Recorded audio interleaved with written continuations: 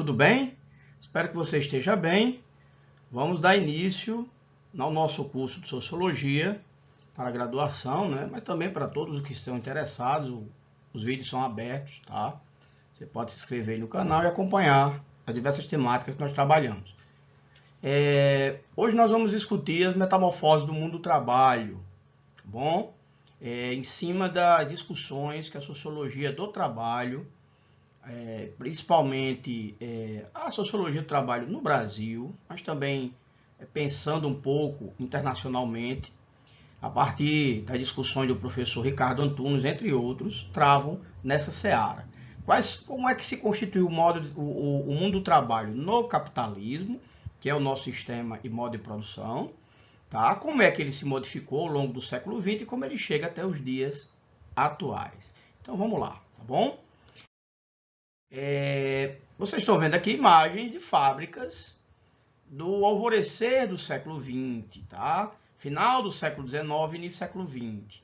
O que pode chamar a atenção, você que já assistiu a nossa aula Origens e Surgimento da Sociologia, você tem aí crianças trabalhando, você tem locais que, de certa forma, mostram a aglomeração de pessoas num dado momento, né? Como a gente pode ver aqui em cima, nessa aqui à direita, tá? Ou essa aqui de baixo, que o vídeo está em cima dela, tá bom? Mas, em geral, você tende a mostrar essas particularidades que são características de fábricas desse período e ainda são características de certos tipos de fábricas nos dias atuais, tá bom? Então vamos lá, vamos entender esse mundo do trabalho, que é um mundo primeiramente fabril, hoje é mais de serviços, mas já está se revendo um pouco essa discussão. Mostra-se que é serviço em alguns setores, porque em algumas áreas a produção industrial ainda é muito forte, como por exemplo na China e hoje no mundo em desenvolvimento também. Então vamos seguindo, vamos dar prosseguimento, vamos lá efetivamente. Começar a falar um pouco sobre a segunda revolução industrial. Bem, a primeira revolução industrial, segundo os historiadores, foi aquela que se iniciou na Inglaterra perto da década de 70 e 80 do século XVIII. 1770 e 1780, nessas duas décadas, dá-se início com o uso da energia a vapor, né, e a invenção da máquina a vapor, por James Watt, o processo de revolução industrial, que vai pelo menos até 100 anos, até os 1860, 1870, quando esse processo de revolução, segunda revolução industrial, começa a se dar, com mudanças de padrões energéticos, né? Você sai da energia a vapor e inicia-se o uso, né, da energia a diesel, a óleo, e depois com a invenção do motor a explosão e com o domínio da eletricidade, a energia elétrica, tá bom? E aí você tem um processo que realmente já está consolidado no início do século XX. Esse processo, isso é interessante para a gente saber, esse processo é chamado de Taylorismo-Fordismo. A segunda revolução industrial está intimamente ligada com o Taylorismo-Fordismo. Tá? E não precisamos entender um pouquinho o que é Taylorismo, depois o que é Fordismo, que é esse complexo chamado Taylorismo-Fordismo. Vamos adiante. Primeira coisa importante é o surgimento do chamado Taylorismo, né? O que é o Taylorismo, efetivamente? O que é o Taylorismo, efetivamente? O Taylorismo é um tipo de organização do tempo, primeiro em fábricas, mas depois que dissemina por todos os setores de produção, de produtividade, de trabalho, no capitalismo, criado pelo engenheiro Frederick Taylor.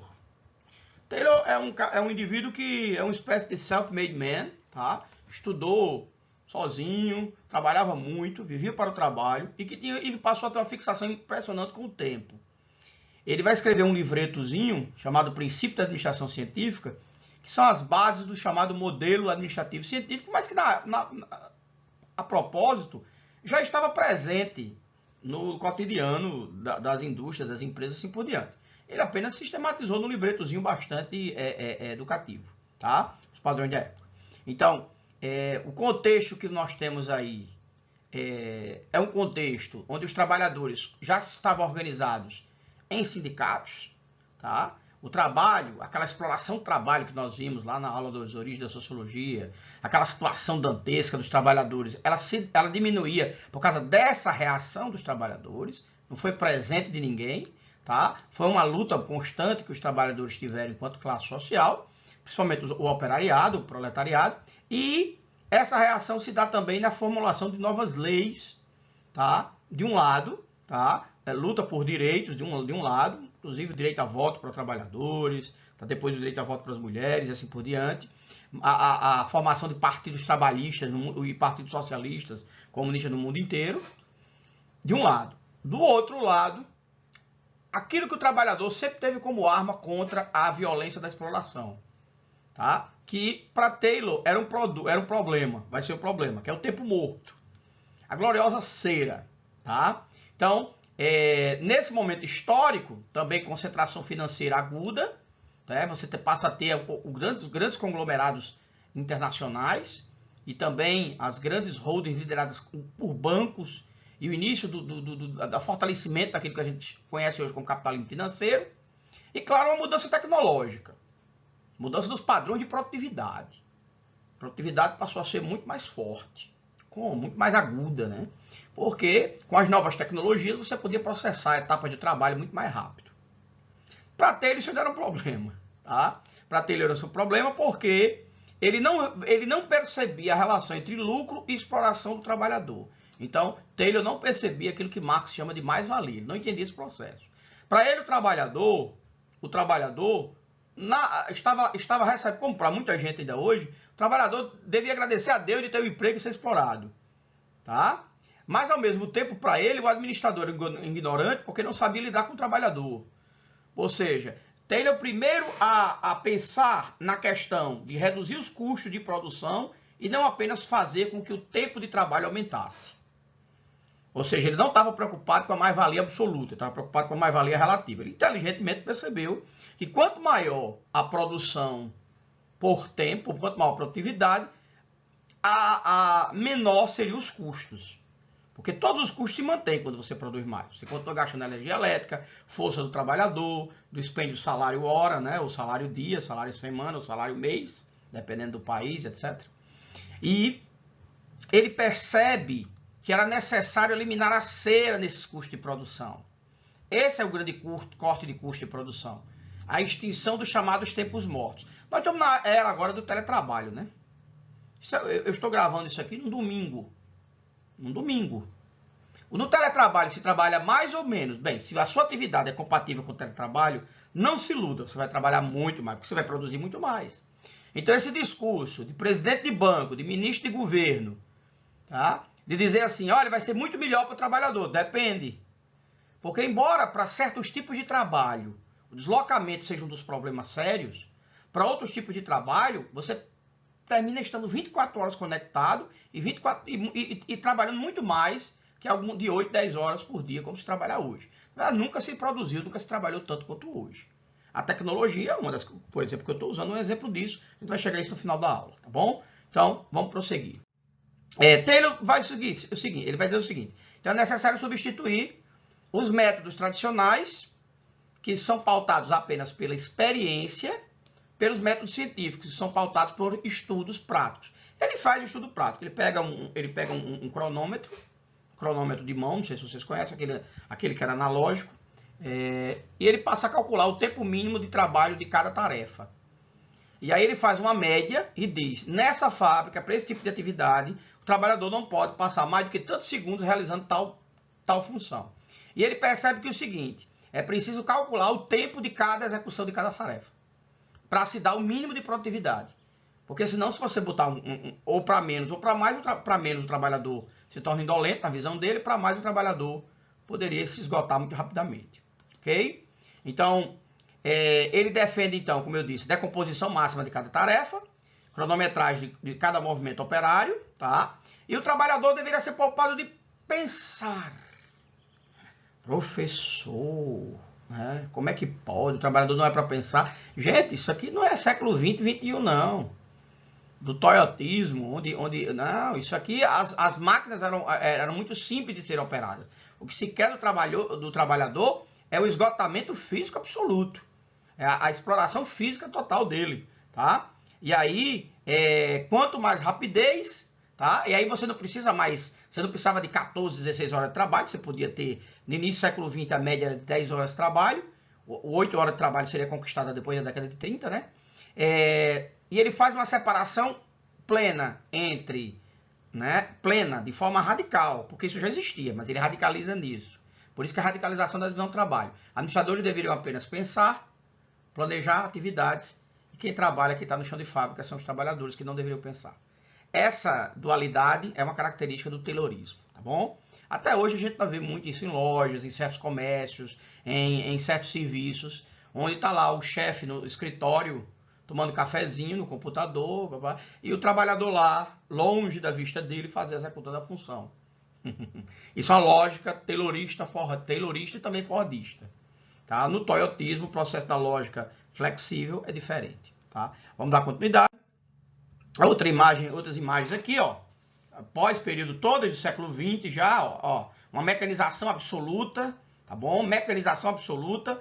A ideia de linha de montagem já presente, a ideia de linha de montagem, divisão de tarefas, de linha de montagens, mas não era ainda a esteira de Ford, mas a ideia de linha de montagem já presente com a divisão cada vez mais radical do trabalho. O Fordismo. Então vamos para o Fordismo. Então, pouco depois da época de Taylor, por isso que a gente tem que falar de Taylorismo e Fordismo unificado, porque os dois coexistem juntos, não existe só Taylorismo e Fordismo separados. Um outro engenheiro, mas de formação mais autodidata, agora o norte-americano Henry Ford, ele começa no fundo da sua garagem, as garagens americanas são bem largas, começava lá no quintal dele, começava a produzir os primeiros valores. Ele abre uma empresazinha de construção de carros. Você diz, como é que é? O cara abre na garagem uma empresa de carros? Porque na época, no início do século XX, a indústria automotiva não tinha se consolidado. E nesse momento histórico, você produzia carros em casa. Os carros, na verdade, eram quase semi-artesanais.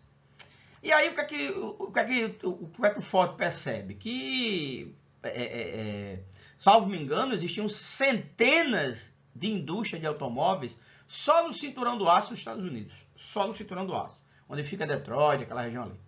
Tá? Aquela região, né, metalúrgica. Só ali. Que é uma das regiões mais importantes lá para os norte-americanos em termos de produção. Detroit, Chicago. Só ali. Então você tem milhares de fábricas no mundo inteiro que eram fabriquetas, né? O Brasil não tinha nenhuma. Tá? O Brasil vai ter fábrica de automóveis somente após a década de 50 e 60. Né? Só esse período que se dá na industrialização brasileira. Bem, então, ele visitando naquela região lá um frigorífico, ele percebe uma coisa fantástica. Os frigoríficos, inclusive frigorífico, dá uma aula à parte para o pessoal do mundo do trabalho, porque o frigorífico é um inferno para o trabalhador. Tanto em termos de higiene, como em termos de situação de trabalho. Mas Ford, tá? Que era uma pessoa perspicaz, tá? Antissemita, para quem não sabe, tá? Ele tinha um preconceito terrível com judeus, com negros, era uma figura do seu tempo, mas tá? Cuidado para cantar louas para esse tipo de gente, para você termina se dando mal. Mas vamos lá, vamos para o que importa, que é o que ele faz. E ele introduz aquilo que ele tinha visto lá no frigorífico, esteiras. Mas a esteira do frigorífico, para quem não sabe, é em cima. Ou seja, o cortador de cada parte de carne fica parado e a esteira vai passando, vai trazendo aquele grande pedaço de boi e o cara vai cortando. Ele percebe isso e diz, eu posso fazer invertendo, usar isso para a minha fábrica. E aí ele consegue investimento, consegue convencer compradores e ele produz o início do processo do uso da esteira rolante. E aí você tem um processo de mecanização da fábrica de automóveis, que vai dar a seguinte consequência para a indústria automobilística. Ela deixa de ser uma indústria semi-artesanal para se tornar uma indústria de fato. O automóvel deixa de ser um objeto exclusivo das elites para se tornar um objeto também de gozo e fetiche das classes médias.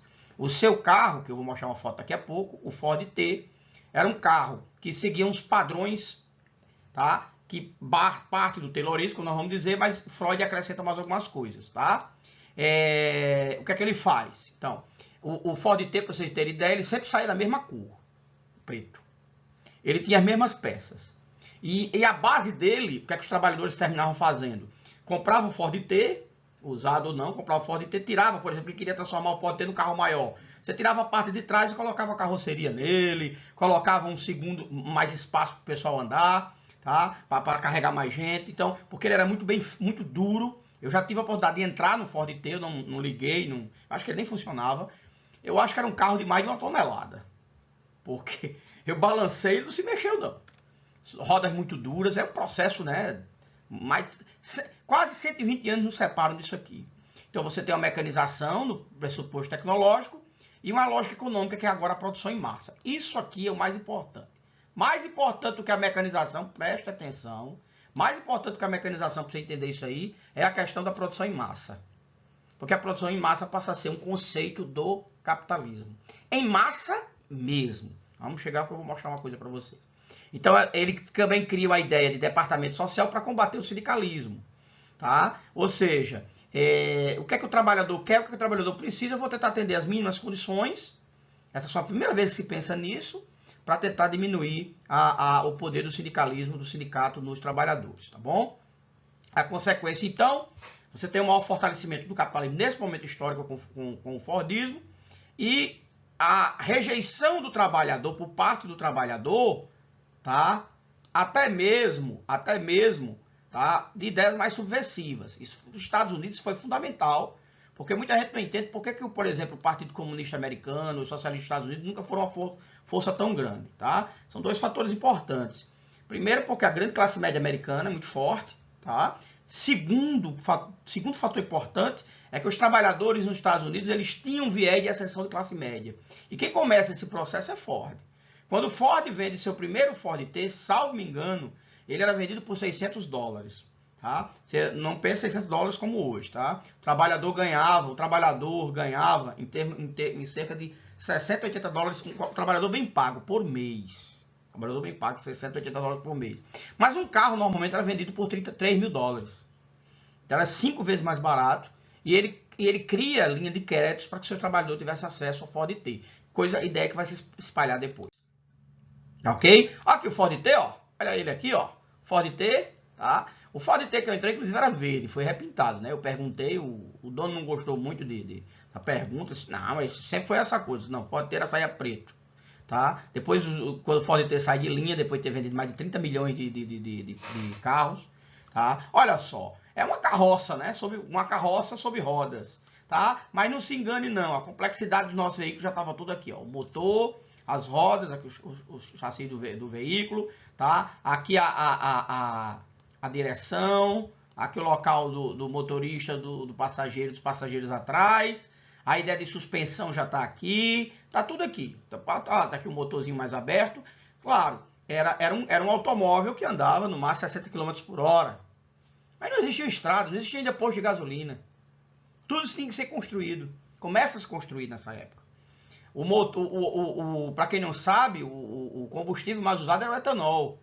Depois é que passa a se usar a gasolina. Interessante isso, né? A gasolina era praticamente rejeitada como subproduto do querosene. O negócio era produzir querosene e a gasolina era rejeitada, tá bom? Então, são as curiosidades para você entender. Então, a ideia aqui de produção em massa, olha, um grande galpão de fábrica. Isso aqui já é no final da década de 10, depois da Primeira Guerra Mundial, início da década de 20. Para vocês terem ideia, como de pequenas fábricas, a lógica passa a ser dos grandes complexos industriais. Que é uma lógica que vai perdurar até os anos 70. Então, dando prosseguimento. Aqui a linha de montagem de novo. Tá? Aí uma piada aqui, não sei se vocês conseguem ler o trabalhador diz aqui nessa charge. Vou me aposentar amanhã, sabe o que vou fazer? Andar até o fim desta linha de montagem e descobrir que estou fazendo há 30 anos. Porque como ele só faz um pequeno pedaço, uma pequena peça, olha aqui, ó, trabalhadores montando aqui a calota de um veículo. Então, esses trabalhadores aqui só montam calota de veículo. Esse aqui monta outra parte e assim por diante. Então, eles têm que, olha, o princípio taylorista, tem que ter um tempo para montar isso aqui, senão a calota segue na esteira, tá? Mas ele só produz calota de veículos. Eu trabalho na Ford, que bom, você constrói Fords? Não, eu só construo calota do Ford. Ele não se reconhece como produtor final do processo. É o que Marx chamava de alienação, né? A primeira consequência da alienação. Dando prosseguimento. Após os anos 30, tem uma questão política importante, que foi o quê? Após a crise de 29, que foi uma crise de superprodução capitalista, foi a maior crise da história do capitalismo, tá? Talvez nós estejamos na emergência de outra grande crise, mas como a de 29 não, porque hoje nós temos um Estado atuante para executar, para sanar a crise. Em 29 não existia. Então, após 1930, na Inglaterra, depois nos Estados Unidos, sob a influência do Lord Keynes, John Maynard Keynes, o grande economista britânico, você passa a ter uma maior intervenção do Estado da economia para poder diminuir os efeitos de crises econômicas. Para Keynes, o capitalismo não tinha regulação nenhuma e isso era incompatível com a própria sobrevivência do capitalismo. O que talvez eu já tenha dito em outras aulas aqui, é que eu fico morrendo de rir das pessoas que dizem assim, Bolsa Família, renda mínima é coisa de socialista. Não, gente, é coisa de quem quer manter o capitalismo viável. Porque você tem renda mínima para quê? Você quer um grau mínimo de renda para quê? Para consumir. Manter mercado consumidor ativo. Então, nesse sentido, Keynes defendia um ciclo progressista, tá? Se eu tenho renda, eu consumo. Se eu consumo, eu quero produtos. Esses produtos têm que ser produzidos e geram empregos. Se gera emprego, eu tenho renda. Isso é renda e consumo. Isso é o ciclo positivo que se auto-retroalimenta. Em geral, os neoliberais são contra porque eles dizem que o valor do trabalho aumenta muito. Trabalho dos outros, não dele, né? O valor do trabalho aumenta muito. E o pleno emprego para os neoliberais, que eles não dizem isso abertamente. Eles dizem de forma técnica nos textinhos deles. Aí você, trabalhador, entra nesse engodo, tá? Cuidado com o que vende para você, valer. Então vamos lá. A ideia de pleno emprego é um perigo, porque ela faz com que o trabalho aumente demais e o custo de produtividade é muito alto. Ó, que lindo. Pergunta para um suíço, para um sueco, para um dinamarquês, para um norueguês, o que é que ele acha disso, né? Para um canadense, para um australiano, para um japonês, que vive em sociedades praticamente de pleno emprego há décadas. Há décadas. Tá? O Brasil convive oficialmente com 12 a 14 milhões de desempregados, mais 30 milhões de precarizados, ou seja, tem uma massa aí de 50 milhões de pessoas. Se você colocar em termos de família, dá mais da metade da população brasileira vivendo a míngua da sociedade e do consumo. Porque os governos brasileiros não conseguem efetivar o básico, que é uma renda mínima. E não é para transformar... Quem dizer isso é socialismo, já disse. Além de... Desculpa o que eu vou dizer. Além de burrice crônica, é falta total de conhecimento mínimo sobre a realidade. Tá bom? Isso tem a ver com capitalismo. Uma vez implementado isso foi implementado na Inglaterra, na Alemanha, praticamente todo o Ocidente, nos Estados Unidos, com o New Deal de Franklin Roosevelt, você começa a ter agora uma correlação entre o Taylorismo, Fordismo e o keynesianismo. O keynesianismo é esse modelo de intervenção do Estado para manter o quê? Um equilíbrio baseado na proteção social e distribuição de ganho de produtividade. Para manter o quê? O consumo mínimo da população e evitar crises econômicas. Bom, vamos seguir. Então, olha só. Aí, o modelo keynesiano faz surgir o modelo de desenvolvimento apoiado nesse tripé, que é o tripé do Estado de Bem-Estar Social, que se consolida após a Segunda Guerra Mundial. Nos anos 50 e 60 atinge seu boom, começa a entrar em crise nos anos 70, a gente vai chegar daqui a pouco. Primeiro pautado na organização do trabalho taylorista, fordista, como eu já falei. Você tem um regime de acumulação baseado no ciclo progressista. A ideia era manter os empregos, você tem aí uma taxação de impostos altos e uma lógica de valorização do trabalho o tempo todo. E também você tem um modelo de regulação dos conflitos, imposição de limites à exploração do trabalho, a definição de direitos sindicais e de greve, limitando também os direitos sindicais de greve. Quando você regula, você limita, você põe ordem, importante dizer isso. E a distribuição de ganhos por produtividade, tá bom? De forma legal, oficial, tá bom? De forma legal, de forma oficial. E aí, o que é que você tem isso? Você tem aí, de forma contundente, uma sociedade do consumo consolidada, onde a relação de consumo e a produtividade está consolidada. Ainda é praticamente os estados que ainda são chamados estado de bem-estar social. Em inglês, welfare state, estado de bem-estar. Um estado que garante o mínimo a seus cidadãos. A felicidade se dava pelo consumo, né? Vamos lá para o American Way of Life. Um carro, uma casa, um emprego, né? Uma esposa me esperando, 3 meninos em casa. Tá? Esse é o modelo, professor. Isso é muito patriarcal, machista. Mas vai ser rompido depois. Mas esse era o modelo clássico, tá? Esse é o modelo clássico que se tem, que se consolida nesse momento. E aí nós entramos na terceira revolução industrial. A terceira revolução industrial vai ser quando o paradigma taylorista fordista ele começa a entrar em crise. e nós temos uma emergência no mundo do trabalho, é um paradigma flexível. Vamos pensar um pouquinho sobre isso, então. Quando é que o modelo taylorista, fordista começa a se esgotar? Primeira coisa importante é que o capital, a reprodução do capital, ele precisa economicamente de um mínimo, de uma quantidade mínima, tá? Em torno daquilo que em cima daquilo que foi produzido para se reproduzir. E nos anos 60 para 70 se percebia que a reprodução do capital ele estava dando problemas, tá? Ele estava dando problemas.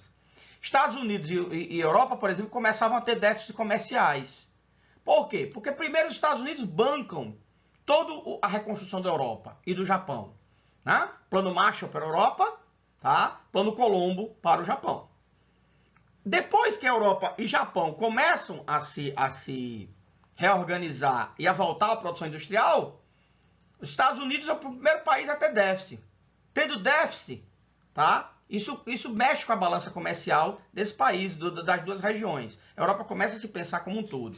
Lembre que uma parte do mundo, 25% a 30% dele, não participava dessa economia. Eram os países socialistas, era o leste europeu e os países socialistas liderados pela União das Repúblicas Socialistas Soviéticas, a União Soviética.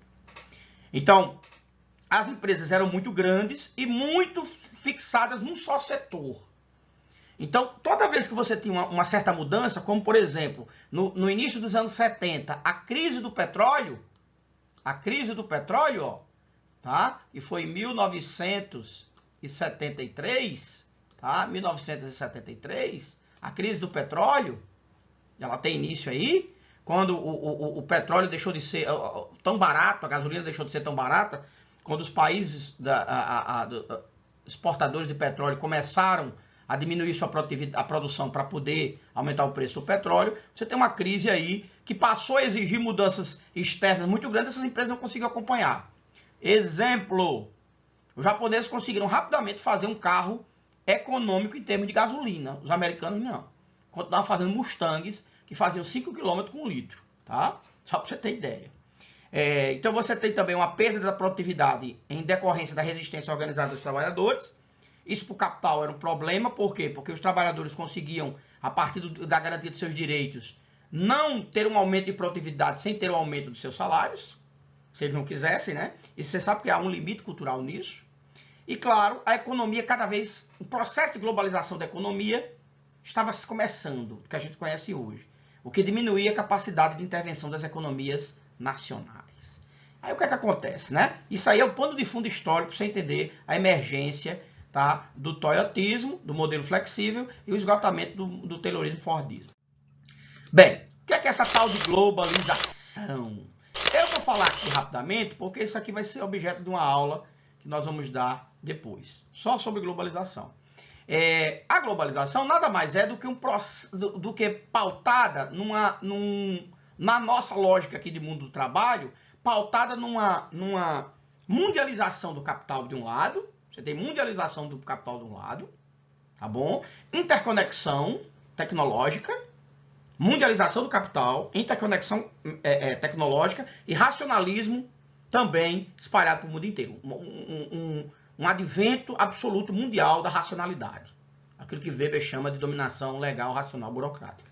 No mundo do trabalho, a globalização é um processo de reestruturação, onde você tem, a partir disso, o advento de múltiplas identidades do trabalho, a noção de trabalho muda, uma alta circulação do capital financeiro por causa do advento de tecnologia de informação que permitem as bolsas fiquem interconectadas 24 horas, um aumento da imprevisibilidade, já que o que acontece em qualquer canto pode afetar você, e uma mudança de significados. Como eu vou dar uma aula só sobre globalização, me permitam ter passeio mais rápido nisso, só para você se lembrar, globalização é um elemento importante para você entender o mundo do trabalho hoje. Então, qual é o cenário emergente, né? Qual é o cenário emergente aí? Olha só. Tá um pouco... sim, eu pensei que eu tinha deixado claro demais. Deixa eu só colocar o post aqui todo. Olha só. O cenário emergente é o seguinte. Você tem uma automação dos processos de trabalho muito mais violenta do que antes, porque nunca se viu na história da humanidade. Hoje, há fábricas inteiras controladas por robôs, operadas por robôs, controladas por mãos humanas, mas operadas por robôs. Tá? O posto de trabalho muda de lógica, ele não é mais unidimensional e para ser pluridimensional. Você imagine que o trabalhador que opera uma seção inteira de uma fábrica hoje, de uma fábrica, por exemplo, totalmente robotizada, ele não é mais um trabalhador apenas no sentido antigo da palavra. Ele é um engenheiro, com certeza. O cara que entende de software, entende de produção. Mas ali, como gerador de mais-valia, ele é um trabalhador. Ele não passa de um operário. Tá bom? As condições de trabalho mudam. Há uma higienização maior, é um movimento clean, mas o processo de exploração ele é cada vez mais violento e as experiências de trabalho mudam. Principalmente por causa da informática e das telecomunicações. Nós estamos hoje na consolidação disso. O teletrabalho, a uberização. O que é a uberização? Que nós vamos falar depois quando discutimos a aula sobre precariado, tá bom? A uberização é um processo que interliga tecnologia, informatização e a mudança do conceito de trabalho. Você agora trabalha para si. Não. Se alguém está comendo 40% do que você ganha, até 40% do que você ganha, e você tem que arcar com todos os custos, você está trabalhando para você, não. Não se engane com isso. As novas tecnologias, ela trazem duas questões fundamentais. Primeiro, quais são os impactos sobre o emprego? É o fim do emprego? O trabalho não acaba, mas é o fim do emprego? Já que a parcela da população jamais vai conseguir emprego. Primeiro, por causa do gradiente aumento de tecnologia, que expulsa pessoas do mercado de trabalho. Ao mesmo tempo que você tem aumento de tecnologia, as pessoas não conseguem se recolocar, né? Daí porque tanta gente com Uber, mas isso é um processo mundial, tá bom? E ao mesmo tempo, a segunda pergunta, quais impactos disso sobre a qualificação? O trabalho necessita cada vez mais de pessoas mais qualificadas? Então eu tenho o quê? Operários com ensino superior cada vez mais? E quem não tem a qualificação, vai para onde, né? Então, essas duas grandes questões continuam em aberto e precisam ser respondidas. Olha só, o toyotismo, para a gente poder responder aquelas duas perguntas lá. O que é o toyotismo? O toyotismo, que surge na fábrica da Toyota, primeiro, nos anos 60 para os anos 70, é um modelo de novas tecnologias de trabalho, tá?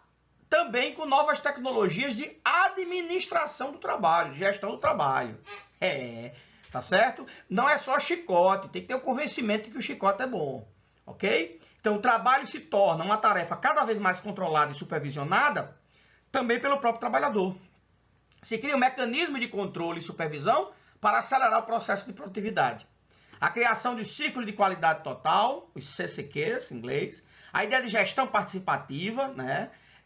Os ciclos de controle de qualidade, a gestão participativa, os programas de qualidade total, que flexibilizam a produção. Produção até o Fordismo é o quê? Produção em massa. Eu faço caneta, eu faço milhões de canetas iguais. Agora eu faço caneta, eu faço milhões de canetas aparentemente diferentes. É a ideia da sutileza da diferença que leva o fetiche da mercadoria ao extremo, né? Então você tem o fim aí de um lado, de trabalhos pesados e repetitivos, pelo menos nas novas fábricas de modelo taylorista, porque as velhas fábricas não desapareceram. As velhas fábricas não desaparecem, o velho modelo de trabalho não desaparece. Ele se torna mais marginal, mas ele está lá ainda compondo uma parte da reprodução do capital e da produção mundial de coisas, né? de mercadorias. E claro, você tem, para outros, uma diminuição no número de empregos, por causa da tecnologia, e uma certa degradação, porque você termina tendo que aceitar tipo de empregos que não haviam ainda, que pensava-se que estavam diminuindo, tá bom? Olha aqui o modelo da Toyota, a ideia de que você podia, e é interessante, o que é que eles fazem que é novo aqui, tá?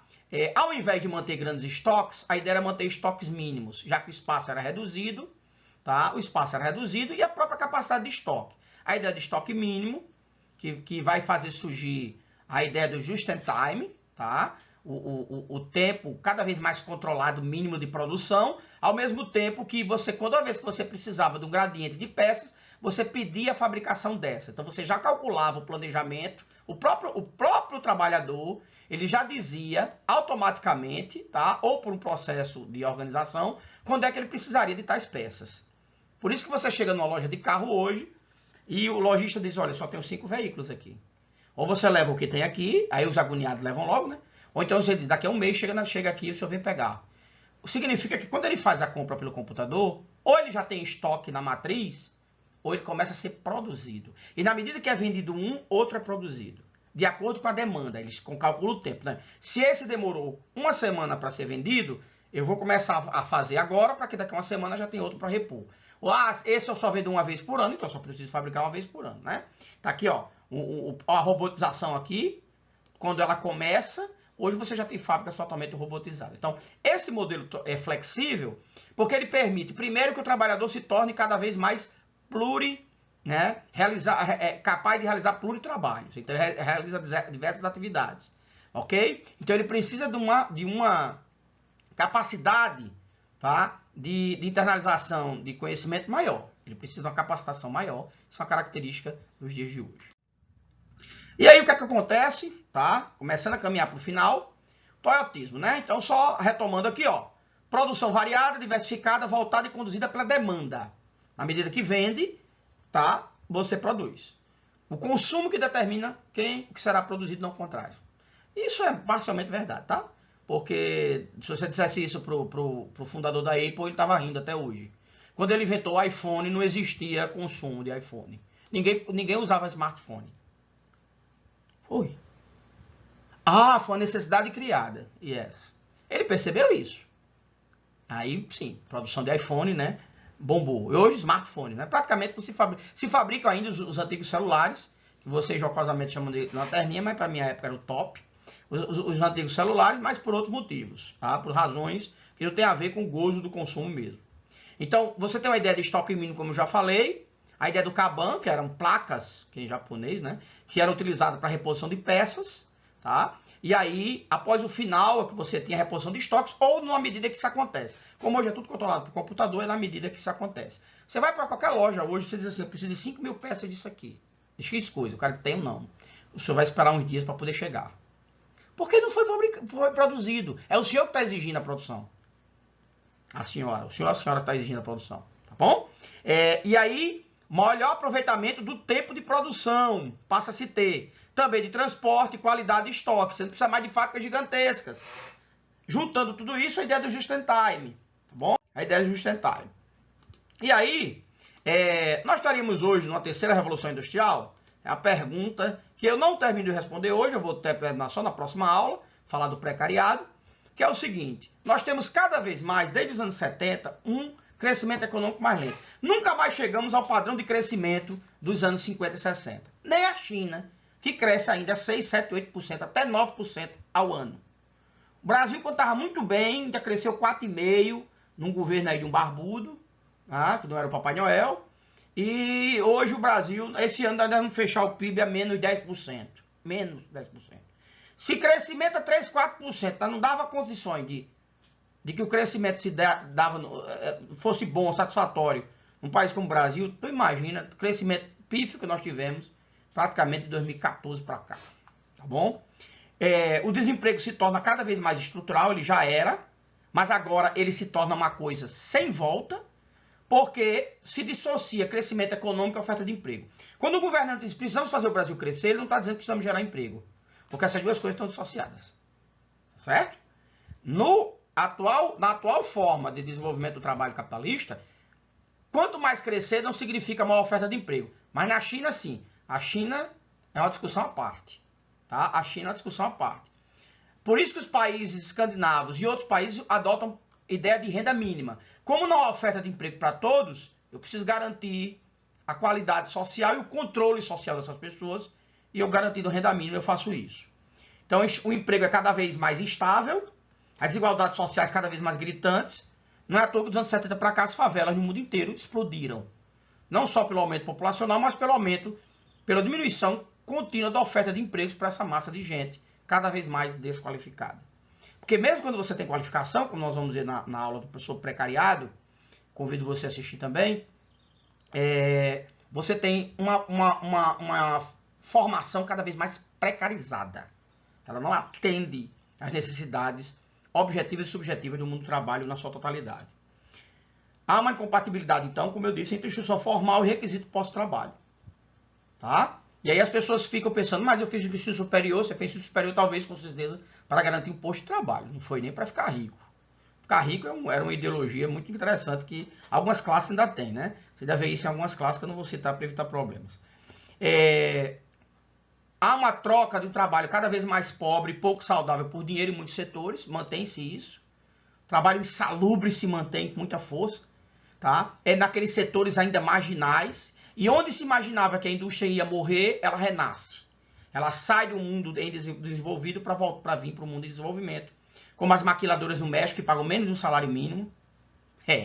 Menos do salário mínimo brasileiro, desculpa, é o salário mínimo mexicano, tá? Que dá algo em torno de menos de R$900, para vocês terem ideia. Tá bom? E no mundo afora, esses galpões e fábricas aí, terceirizadas, quarteirizadas, que pagam cada vez menos para um trabalho cada vez mais intenso. O trabalho, ele muda a sua centralidade. Eita, Weber errou, não sei. Mas o espírito do capitalismo mudou sua relação entre a centralidade do trabalho. O trabalho não é mais o mesmo valor que tinha antes. Então, é uma mudança importante isso aqui. E, claro, há uma diferença cada vez mais gritante entre emprego e trabalho. Você pode trabalhar sem ter emprego, e aí você está sujeito a passar fome, tá? E você pode ter um emprego em termos de trabalho, para o outro você nem realiza. Por exemplo, eu estou dando aula, não estou trabalhando. Embora tenha passado um tempão para preparar a aula, para preparar a tecnologia, para ler e estudar para a aula, depois para gravá-la, depois para salvá-la em arquivo MP4, depois para enviá-la para o YouTube. Mas para muita gente isso não é trabalho, não é verdade? O professor não trabalha, dá aula. Tá bom? E aqui, agora, né? Sim, aumenta a exploração, né? O crescimento cada vez maior da mais-valia. Se há geração de capital, há geração de mais-valia. Não se esqueçam disso. Agora, olha só, olha aí o Incrível Hulk. é um Frankenstein, né? Desculpa que o Incrível Hulk não é um Frankenstein. Frankenstein verde, né? Que é mistura com o Incrível Hulk. Se eu me engano, Mary Shelley não disse, grande Bira, o grande cartunista aqui dessa charge, se eu me engano, a Mary Shelley não disse que o Frankenstein, o monstro de Frankenstein era verde, mas tudo bom. Esse monstro é chamado de precarização. A aula que vem nós vamos discutir isso, tá? Todos os elementos da precarização. Do descumprimento da jornada de trabalho, não pagamento de horas extras, falta de condições de trabalho, risco de acidente, assédio moral constante. Até gente que não é precarizada só faz assédio moral hoje em dia. Falta de controle de riscos e normas técnicas e falta de planejamento e supervisão. Professor, esse Frankenstein aí é a uberização. A uberização é o símbolo hoje dessa precarização, tá? Para fechar a aula finalmente, tá? Para fechar a aula finalmente, agradeço aí a presença. Olha só a tecnologia substituindo o trabalho aqui, ó, tá? Só uma informação interessante, Banco do Brasil, início da década de 90, tá? Até hoje, fechou mais agências ou demitiu mais empregados? Não, ele demitiu mais empregados, ele continuou abrindo agência. Porque agora você faz pelo telefone, você fazia pelo caixa. Faz anos, por exemplo, que eu não vou, muito tempo mesmo que eu não vou a banco fazer uma operação normal, como pagar uma conta, tá? Isso aqui, que é a característica do tipo de trabalho terrorista fordista, ele permanece. Mas cada vez mais, né, há um controle a partir do computador para o trabalhador. E o que é interessante, essa ideia que está se colocando aqui, ó, o pessoal jogando cartas, como é que você vai jogar cartas se você trabalha em home office, se você tem uma demanda para cumprir? Isso era possível no velho modelo de escritório, né? Tem aqui o cara se matando, e aí vai, tem um cara dormindo, tem um cara brincando, tem um cara e outros trabalhando e assim vai. Tá? Esse tipo de trabalho permanece ainda. Cortador de cana é o exemplo mais forte disso. Mas ele tende a ser substituído por máquinas. Hoje, poucos trabalhadores cortam cana no Brasil, como em relação, por exemplo, a 10, 20 anos atrás. E esse tipo de trabalho aqui, que é o home office, que nós vamos falar na aula do precariado. Então, esses pontos aqui tem a ver com precarização, a gente fala na aula de precariado. Obrigado, então, pelo carinho. Até a próxima.